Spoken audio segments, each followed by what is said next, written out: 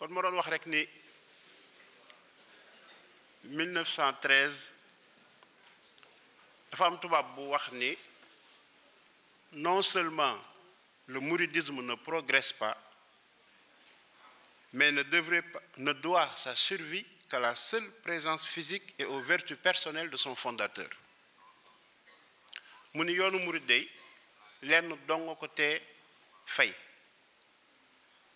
mooy teewaayu Sëñ Tuubaa ci jëmmi boppam ak jikko yu rafet yi ko yàlla jox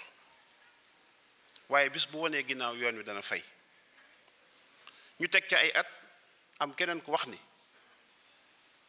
yoonu murid sax de du fay waaye kem ni seex yu mag yi toll ni la ñal yi toll bu fi Sëñ Tuubaa jóge ndax kenn ku ne da nga berse yëfi bopp dem sa yoon. ñu ngi koy waxoon ci 1913 ñu teg ci téeméeri at ñu daje fii ci kër Nations Unies ngir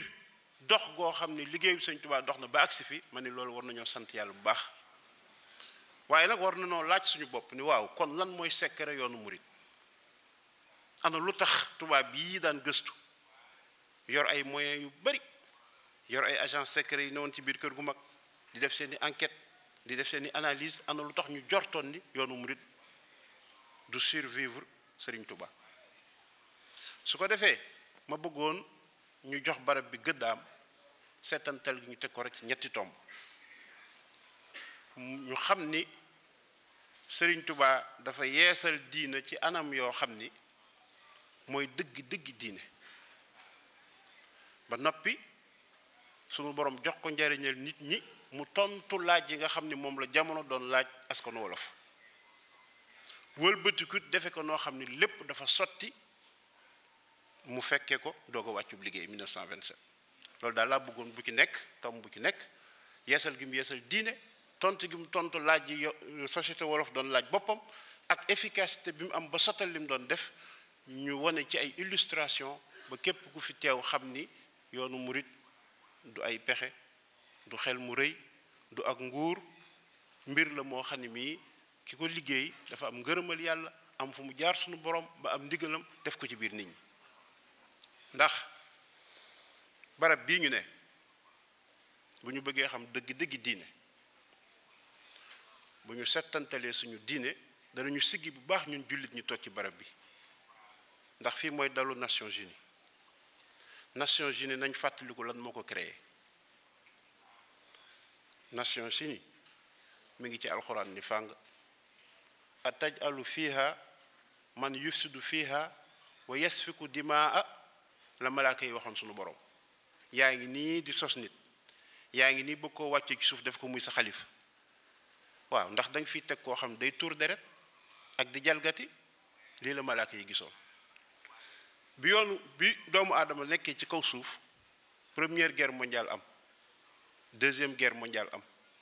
ñuy lim ay millions doomu aadama yu faatu ñu tuur seen deret ci la ay nit jóge dajaloo ni na doomu aadama jël responsabilité fexe ba lu mel ni dootu amati lii moo sos Nations Unies kon laqad xaqal qawlu ala aksarihim booy seet waxi sunu borom dafa dëggu dafa sotti dafa feeña ci jukkoy doomu aadama moo tax ñu créé Nations Unies kon dëggi diine nun ñu ko xam ñoo ko gëm war na mën a siggi bu ñu toogee jataay bu mel ni dëggi diine joogi nag moom la Sëñ Tuubaa yeesal waaye dafa fekk rek ni ko Sëñ Abdou Lahad waxe woon mu xaw a far gay yi ba ñu bari xàmmeetuñ ko day diine joo xam ne soo ko bëggee yeesal da ngay sóobu ci yoonu tasawuf soo bëggee am sañ-sañu yeesal ko boo ci sóoboo ngay liggéeyal yàlla ci xeex ak sa bakkan boo dee xeex ak sa bakkan ak say noon muy seytaane àddina ak bànneex ba not leen sunu borom da lay gërëm bu la gërëmee day yëkkati loxoom teg la ni la dellul ci jaam ñi nga wommatal ma leen indil ma leen fii la Sëriñ Tuubaa jaar ba am sañ-sañu defar nit ñi am sañ-sañu teg leen ci yoon ndax doomu aadama dafa war a xam saa su ne ni li wolof di wax nutu neen amul nit koo gis am na luy luux-luuxi ci moom lu sell lu xam yàlla loo xam ne lii dañ koo gëlëmal dëxëñ ko ci yàpp yaram wàccee ko ci kaw suuf sunu borom nag bëgg ñu góorgóorlu suñu góorgóorloo lu sell loolu nekk ci ñun tuub gu sell bu ñu ko defee te mooy jafandu ci buumu diine lu sell loolu moom xam na yàlla te bu ñu ko wonee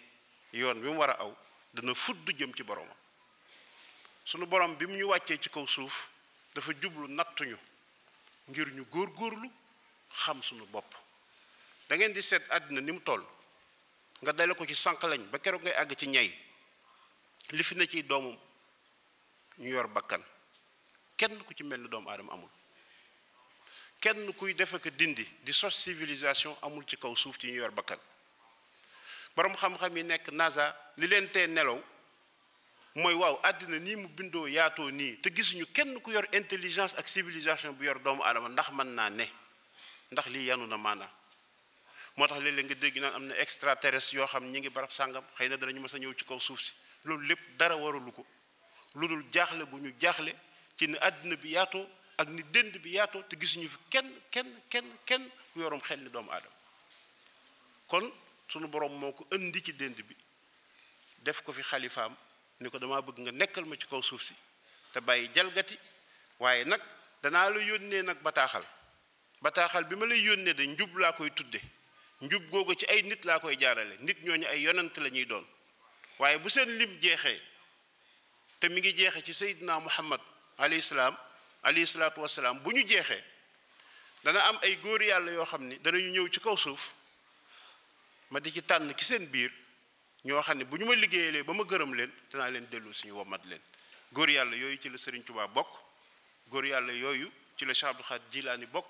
góor yàlla yooyu ci la Cheikh Ahmad Tidiane mag bi ngeen daan dégg bokk moo tax bu ñu ñëwee dañuy yeesale diine noo xam ni képp ku leen déggal te topp leen da nga am ngërëmal yàlla am na fa Sëñ Touba di waxe ni walan biyaahu hubbu imaanu wa bughdu kufrun bihi xirmaanu nee na gëm yonent yi loolu dafa bokk ci ngëm ci ponki diine la bokk nit ki bu fekkee diineem dafa war a mat dafa bëgg mu mat faaw mu gëm yonent yi waaye xubbu jamii lawliyaahi wa jaba wa kullu man aada al xiyaara hujiba nee na mbooleem nit yàlla yi muy wàllu yi nga gëm leen ne loolu dafa war ab jullit kon ñooñu ci la Serigne Touba bokk bi mu ñëwee it wax nañu ko wan nañu fu mu jaar gis nañu ko xam nañu at yi xam nañu ba muy sotal liggéeyam dafa wax ni moom Serigne Touba 1883 nee na ci la ko sunu boroom déeye ni ko wëlbatikul nga aju ci yonent bi alayhi salaatu wasalaam te nga soppi sa doxin ca la yoonu murid juddoo kon loolu mooy étape bi jëkk bi mu feejal moom Serigne Touba mu bind ko bàyyil ñu fi wax ni alhama allahu tabaraka wa taala katiba hazihi alxurufi an taalaqa bi rasulillahi sallallahu alayhi wa sallam ama asachin mi ngi tombeek 1883 nee na washtaghil bi xidmatihi sallallahu alayhi wa sallam ila ama asachin nee na mu tàmbalee ci 1883 di liggéeyal Seydina Muhammad ba ci atum 1893 ne suma xaraja ama jaysachin ila ghaybati almubarakati washtaghil bi mujahadati nafsi wa dunya wa sheytaan wal hawa ila ama lasachin ne mu jóge ca dem ci géej gi di jiyaat ak bakkanam di xeex ak ñeenti noon yu mag yi ba jiyaatam jeex ci ama lasachin nee na li ko dale ca at moomee di 1912 suma shtaghil bi shukril jamil tabaraka wa taala wa faraxa min mujahadati jami aadaayi ama balsachin nee na mu sax nag di sant boromam waaye nee na liggéey bi mu doon liggéeyal yàlla di xeex ak bakkanam nee na lépp ngi jeex ci 1914 jooju ñetti at lañ ci teg Serigne Abdou Samad mii ñu tuddee bis bi ci la gane àddina moo tax Serigne Abdou Samad dafa bokk ci njabootu Sëñ Tuubaa nga xam dañoo ëndaale ngërëm ndax bi ñuy ñëw fekk nañu sëñ bi jeexal liggéeyam takk gis nga at moom yi mu wax ni ci la jihaad bi jeex te mu tegaat ci ñaari at wax ni ci la lépp sotti muy 1914 1912 jooju ci la tàmbali nag mel na kuy dérouler yoonu murit ci la tàmbali mbooleem lu mu tàmbali woon Touba mbooleem lu mu defoon ci nit ñi mu toog fi njaareem di ko sotal nam ko sotale nag sunu borom dogal na am nañ ci ay seere yoo xam ni ci ay tubaab la jóge ci ay nasaraan ci ñoo xam ne duñu jullit di ñu won ni sëñ Tuubaa yare woon nit ñi ak li mu def ci ñoom ba ñu tontu ñetti laaj yoo xam ni ñu ngi koy laaj lislaam te fii ñu nekk ci Nations Unies day laaj yooyu ñu ngi ko fiy laaj yi mooy waaw diiney lislaam mii mbaadu dafa làmboo dangar joo xam ni day jur fitna ndax ni ko sëñ Maam Mor waxe léeg-léeg ñu gis ñoo xam ne dañuy tuddoo diine di faat ay bakkan ñu ni waaw mbaadu diiney lislaam kon dafa làmboo dangar jooju loolu ñépp a ngi koy laaj ñu ngi ñuy laaj ne waaw diiney lislaam ndax mën naa bijji développement économique ndax diiney lislaam kat boo xoolee réew yi mu nekk ñoo des ginnaaw ci àddina bi est-ce que l'islam est apte à promouvoir le développement économique loolu ñu ngi ñu koy laaj ñun jullit ñi te ñaari laaj yi yépp benn waxtu wi xat na waaye ñaari laaj yi yépp Sëñ Tuubaa tontu na ci ndax diirub fanweeri at ak ñett yi mu liggéeyal yàlla deret mësta tuuru te liggéey bi waral ko bu dee ci wàllu développement économique nag mooy ñaareelu xaaju waxtaan wi moom dafa def loo xam ne lii seere dafa agsi ba ci ñun ma bëggoon ñu indi ko ci nasaraan ba ñépp bokk xam ni Sëriñ Tuubaa tontu na laaj bi ñuy laaj ndax l'islam mën naa bijji développement économique. L'illustration la plus parfaite sur le plan historique et exotérique de la pertinence et de l'efficacité du mouridisme nous est offerte par l'étape de Diourbel. Aussi, l'essentiel des faits évoqués dans les prochains chapitres que je vais vous lire sont tirés de cette période-là. Rappelons que sur le plan ésotérique, Diourbel correspond à l'ultime étape de l'ascension spirituelle de notre cheikh. Je viens de le dire en wolof. Une étape qui marque la fin de son djihad de l'âme, survenu 2 ans avant son triomphe total et définitif de tous ses ennemis. Rappelons également que cette étape a fait l'objet d'une déclaration devenue célèbre de Serigne Touba et qui en dit long sur l'importance de la dimension mystique dans l'islam d'obédience soufie. Dans cette déclaration, connue en milieu mouride sous le nom de Ramo Massiri, le cheikh dit: en réalité, ce transfert sonne le glas de ceux qui me haïssent et me persécutent, alors même que pour moi, il signifie pérennité et honneur. Le cheikh faisait allusion à la décision administrative coloniale qui a décidé qu'il devait être transféré de Thiéyène à Diourbel. Les éléments de lecture que nous avons pu réunir et qui viennent de chercheurs qui n'ont aucun lien affectif avec le mouridisme montrent que l'extension de l'espace agricole sur le flanc oriental du bassin de l'Arachide est le résultat de la convergence de 3 facteurs. Essentiellement une entreprise mouride, comme le confirme un grand géographe du nom de Paul Pélissier, qui a mené une étude extrêmement vaste et complète sur ces aspects de l'histoire du Sénégal. Nous savons également que ce sont des caractéristiques propres à la confrérie qui sont à la base du succès de ce déploiement spatial sans précédent dans le pays. En effet, comme le précise Pélissier, les conditions dans lesquelles certains villages nouvellement créés doivent affronter en particulier le problème de l'eau transformèrent parfois la tâche des pionniers en une aventure héroïque dont seuls rendent compte la foi enthousiaste, la solidarité et l'organisation des mourides. Mieux, il ressort de l'analyse des informations fournies par les chercheurs que l'influence du mouridisme telle qu'elle s'est exprimée à cette époque révélait déjà la présence d'un esprit d'innovation, d'une véritable pertinence historique par rapport aux problèmes sociopolitiques de l'époque, mais aussi celle d'un opportunisme salutaire. En effet, comment ne pas reconnaître un esprit d'innovation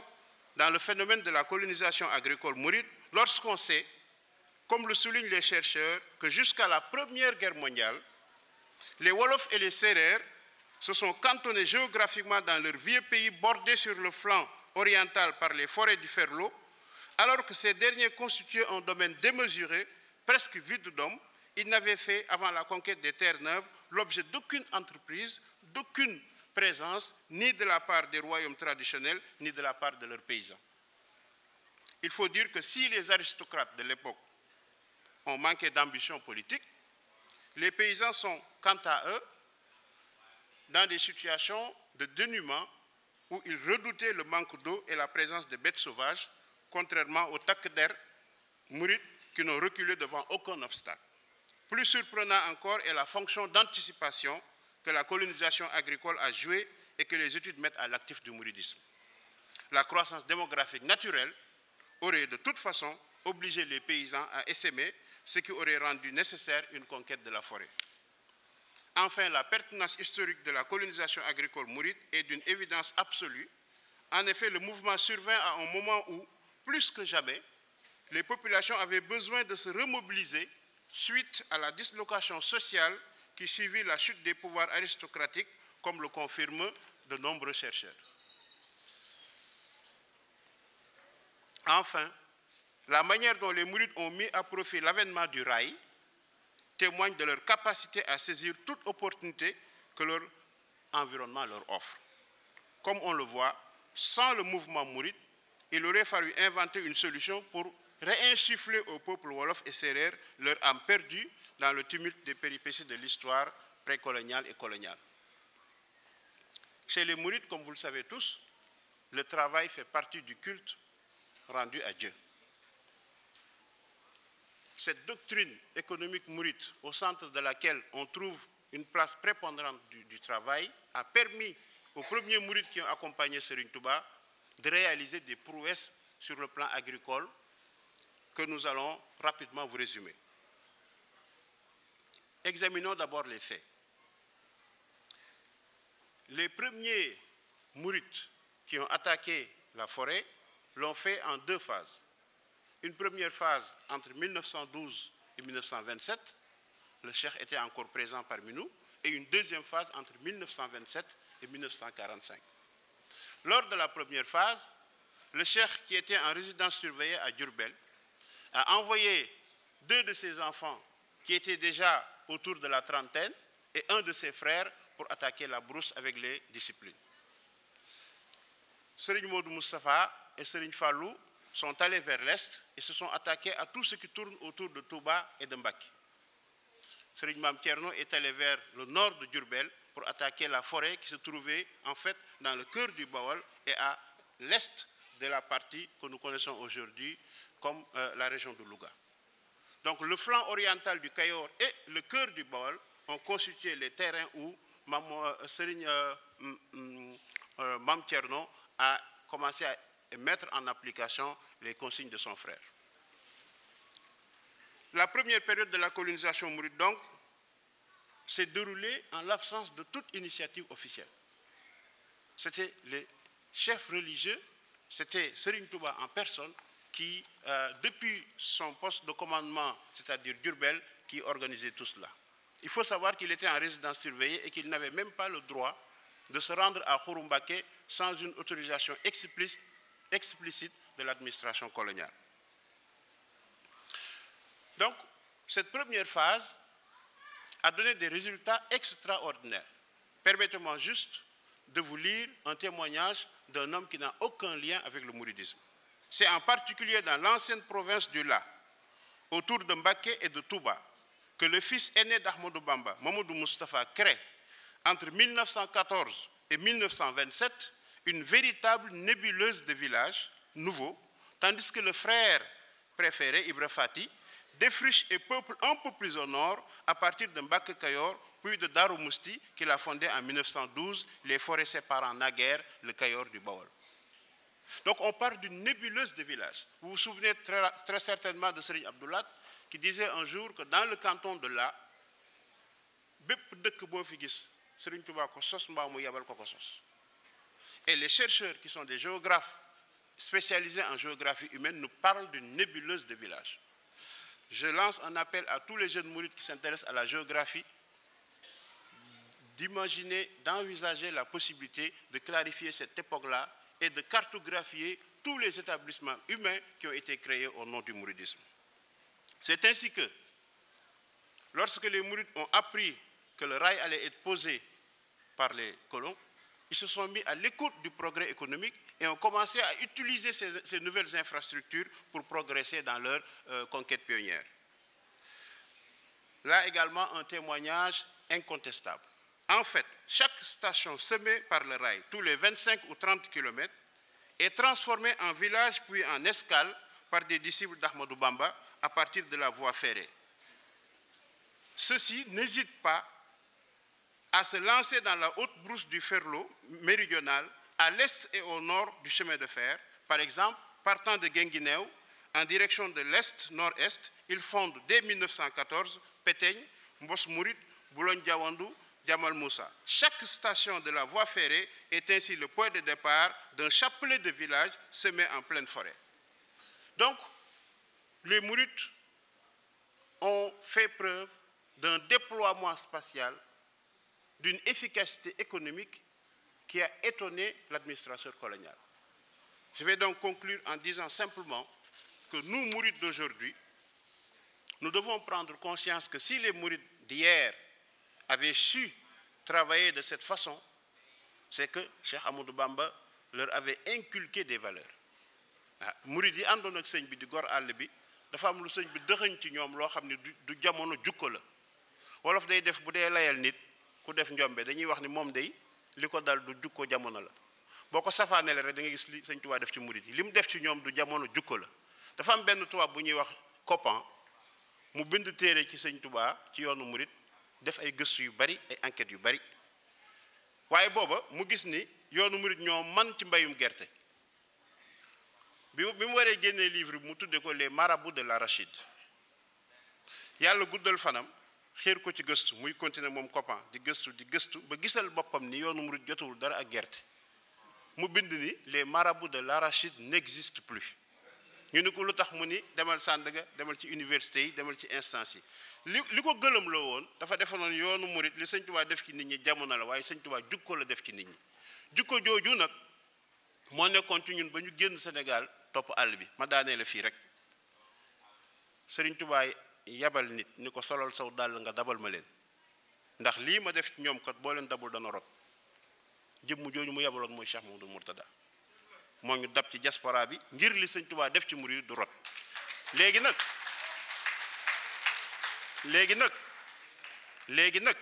li ñu war a laaj suñ bopp mooy ndax danañ ko mën a def ci ñiy ñëw gis ngeen enjeu bi gën a rëy ci immigration fi ñu toll mooy deuxième génération bii ñëw ndax li sëñ bi doxañoon ci mag ñi ba 1927 sëñ Modou Moustapha eggale ko ba 45 ñi ki des di ko eggale ba mu egg si ñun ndax danañ ko mën a def ci xale yi yàlla nañu yàlla dimbali bañ mën koo def ci ñoom su ngeen bëggee xam nag enjeu bi da ngeen di safaanal waxi sëñ Fallou ji sëñ Fallou dani suñu bàyyi Ceerno dañoo yar bañ ni nër mu jàngal ñu bañ ni ar mu yee ñu bañ ni jar xam ngeen luy suñu problème xale yi dañoo yeewu ba ni jar te kenn yaragu leen kenn jàngalagu leen il faut ñu soppi njàngale yin li il faut ñu soppi programme yi liggéey boobu ci la sëñ Mamor mi nekk il faut ñu adapter suñuy outils ak xale yi ndax xale boo ci gis moo gën a yeewu ay way juróom bu njëkk da nga naan baa mu ni baa nga ni siin mu ni siin nga ni mimara mu ni mimara nga ne ko demal toog ne jàng ba mokkal ñëw jàng léegi da nga naan ko baa mun la pourquoi baa donc ko war a tontu ba nopp mu doog ni ok donc baa xale yi réewuñu dañoo xamadi faw ñu tontu leen xale bi dana la laaj lu tax sëriñ bi toog ci kaw ñëpp di toog ci suuf xale bi dana la laaj lu tax bu sëriñ bi ñee ñu koy dajaleel àddiya xale bi dana la laaj lu sëñ Tuubaa jote woon ak tubaab bi suñu settantalul nag li sëñ Tuubaa jote woon ak tubaab bi ba mën leen koo nettilee teg ko ci xam-xam bu ñu deful ndànk danañu am lu ñu bett deuxième génération bii yoonu murid wu leer bu tege ci xam-xam moo leen di tàbbal ci biir dama ko wax bërki dem Paris daa ma daane rek dama ko wax bërki dem Paris am ku ma ni ci kër sëñ Tuubaa gi Mourtala li ngay wax am na Paris ma ne ko mun ma am na ñoo xam ne murid saadix lañ seen doom won nañ ginnaaw yoon wi bu ngeen bëggee xam nag liggéeyu sëñ Mamour bii da ngeen di bàyyi xel li ma leen di wax jumtukaay yi sëñ Mourtala teg muy kër sëñ Tuubaa yi tàmbalee gu ñëw liggéey ñi leen tax a ñëw du ñun bi ñuy ñëw Europe ak Amérique ay mukallaf lañu ñun li sëñ Mourtala bëggoon rek mooy ñu dajaloo def mbooloo ba ko bëgg a dem daayira kër sëñ Tuubaa yi nag ñii ñëw ñoo ko moom kon nañ jàppale sëñ Mamour Mbàkke bu programme yi mat nañ jàppale sëñ Mamour Mbàkke bu kër sëñ Tuubaa yi am continue ngir ñu mën a yar suñu doom man nag maa ngi koy sant bu baax di ko gërëm ndax soññ bi ñuy soññ ci liggéey bi dafa bëgg rek ñun ñi jaaroon ci njàngum tubaab ñu bàyyi noos bi ci sëñ Tuubaa dafa am murid bu romb ay taalibe ñuy waxtaan mun leen yéen a ngi noos ci sëñ Tuubaa fekk booba ñu ngi toog nettali ay xisa di daanu ku pare rek jël jox sa morom gaa yi reen ko waaw ñu ngi noos ci sëñ Tuubaa gis nga noos boobu moom la ñu war a wàññi te yàkkal suñuy dëkkandoo nit ki nag boo koy yàkkal da nga koy yàkkal lu mën a lekk doo fekk ko am jabet nga di ko jox lu am sukkar kon bu ñu nettaliwul sëñ Tuubaa te jaar ko ci validation scientifique maanaam li ñu dund ak li ñu yëg ñu nettalee ko noo xam ne science dana ko mën a nangu suñu deuxième génération yi ñëw danañu poser problème ñoo ngi siyaare sëñ Xaadim Silla ndax bokk na ci ñiy def validation scientifique ma ngi ko defoon ca Sorbonne di doomi soxna kon yàlla na yàlla xiir nit ñi ci validation scientifique yàlla na yàlla xiir nit ñi ci jàppale sëñ Mamor li ñu dal ci sëñ Mourtala yàlla bum ñu dal ci moom li dal sëñ Mourtala ci ñun yàlla na ko dal ci ñun ma daanee la foofu xam nga lu dal sëñ Mourtala ci ñun dafa joxe ndigal yi boobu maa ngi fi man 89 laa ñëw Europe fekke naa lépp ñu ne sëñ bi daa baax rek waaye li muy wax ni balaa am xanaa ca kanam ñu dem a dem ba lépp sotti koo waxal mu ni sëñ Mourtala da xanaa lii da ko gisoon li ñu daloon ci moom mooy dañoo dégguloon waxam li ko dal ci ñun mooy dañoo dem ba gis li mu waxoon lépp am ñu ne sëñ bi da xanaa lii da ko gisoon yàlla na yàlla def ba sëñ Mamor mii lii muy mébét ci kanam li ñu daloon ci sëñ Mourtala bañ ñoo dal ci moom waaye nag li dal sëñ Mourtala ci ñun yàlla na ko dal yàlla nañu dox tuuti ñëpp ni sëñ Mamor daal lii da koo gisoon jërë ngeen def baal leen maax ahousu billahi mina sheytaani rajim bismillahi rahmaani rahim barki Cheikh Khadim asalaamaaleykum mbokku taalibe yi ñu ngi ziyaare Serigne Mamor ak suñu kilifa yi nekk fii yëpp li ngeen di gis mooy projet rénovation centre culturel Cheikh Ahmadou Bamba fii ci New York ni ko président waxe woon sànq sëñ Cheikh Mouhamadou Mourtala doon nañu wax ni ñu yaatal liggéey bi moo tax bi ñu demee ba kër gi taalibe yi mu xaw a xat ci taalibe yi niñ ko def ni mu nekkee actuellement daaw ci ngan gi bi sëñ Mamor di ñu dénk mu leeralu mu fekkoon na boobu sax lu man ñetti at ñuy wut yoon bëgg beneen bërëb bu gën a yaatu sëñ Mamor waxtaan ak ñun ni ñu ndax mënu leen xool ndax li ngeen bëgg xaj na ci kër gi ndax kër gi doomu sëñ Touba wàcc jaamu fi yàlla mënu leen am beneen bërëb bu ko gën bi mu waxee loolu ñu daal di indi architecte wax ko li ñu namm ci kër gi mu xool ko yàlla def ñu mën ko caa am ñu woo mbooloo taalibe yëpp waxtaan ci ak ñoom ñëpp rafet kër gi juróomi niveau la ñaari niveau yi ci kaw mooy nekk résidence Cheikhul Khadim mooy floor ba ca kaw bi topp ci moom foofu la bureau bi nekk actuellement mooy nekk bureau bi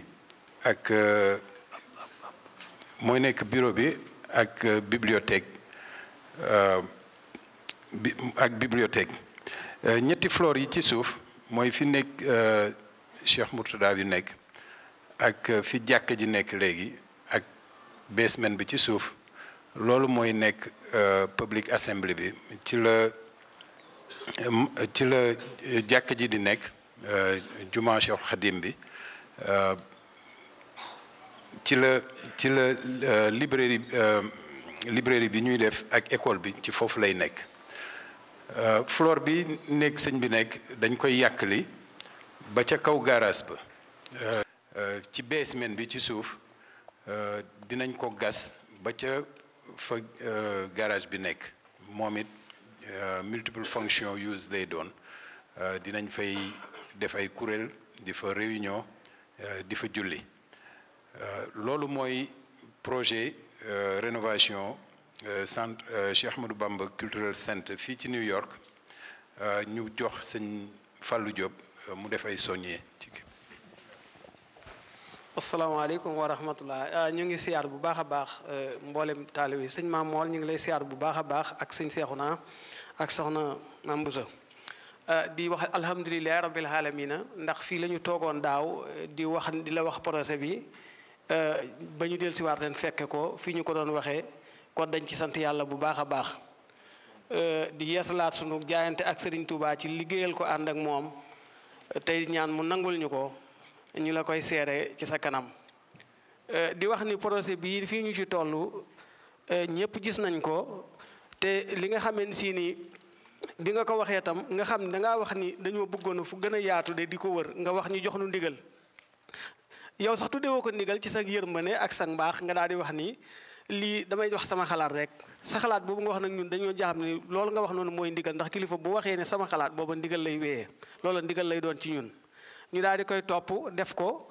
di topp plan bi pendant 8 mois wala 9 mois ñi ngi ci architecte bi di ci liggéey ba génne ko nii nu ko gisee nu jàpp ni nag li nga xam ne si ni moo koy liggéey li fi nekkoon sëñ bi ñu seere la ni ñun dañ doon wër di laaj mboolem taalib yi fi nekkoon ak mbokk yi nga xam ne ñoom lañ seqalan liggéey bi dem nañ ba nga xam ne bu ñu séenee sax ci mbedd mi làmb seen poste duñ leen laaj ñu jox nu loolu confiance bu ñu am la waaye loolu sëñ Tuubaa lañ koy sante loolee ñu doon def nag moom lañ dajalee ba xaalis bi nekk fi ñu wax leen ni lii lañ ciy def ñu fas yéene bu ñu tàmbalee liggéey bi li fi nekk ñu wax mbokki taalib yi danañ ko ci def la nga xam ni moo cay manqué boobaa tam nañ ko waxee woon rek ñu daal di làmbaat suñu poos nañ liggéey woon jumaay Tuubaa ñu liggéeyee ko nii ba mu yegg lépp delluwaat ci patrimoine u sëñ Tuubaa ñuy dellu di sant itam Cheikh Mouhamadul Mourtada te di ko ñaanal nag li suñ borom sëñ bi wax ni màggalam gii day bés bii bu dellu see ba àjjana suñ borom da koy ful di ko defal ay yool ñu ñaan 28 fu mu ñëweeti julaay maqaama yi ko suñ borom defaloon mu di ko yokkal ba ilaay yu basoon ñu ngi koy ñaanal Cheikh Mouhamadul Mourtada ci lii mu ñu defal di la ñaanal itam sëñ bi yow nga yàgg fi te wér te liggéey bi ni nga ko yore nii itam jiite ko nu ànd ko ak yow ñu ànd ko ñun ñëpp bokk liggéey ba mu yegg ndax dama dégg Alioune Sall ci xam-xamam bu rafet ak laa biram bi mu demee Italie ñu laaj ko mu ni sëñ Maamoor dugal na 6-0 dugal na ko saytaane waaye yow fii 28-0 nga fi dugal saytaane te dañuy ñaan loolu sax jamono bu nekk na ngay dugal saytaane 28 yi na nga koy dugal ci kaw saytaane ci pexe saytaane yépp mu narmeelu fi suuf te loolu dañ la koy ñaanal ñu ànd ko yow di ko liggéey ba lislaam ni nga ko bëggee ñu ànd ko ba àdduna si yépp gis ko loola ci la ñuy doon wax sëñ bi di wax ni ñun nag lañ doon wax daaw rek la ñuy wax ñun dañoo mën a wut a wax laaj xaalis rek la ñu man waaye na nga nu ñaanal ba xaalis bi ñuy laaj itam bu ñu ko joxee ñu defal ko borom fi mu ko bëggee suñ borom fay leen ci yool boobee kon tawfeex ak taysiir ina laa maana sëñ bi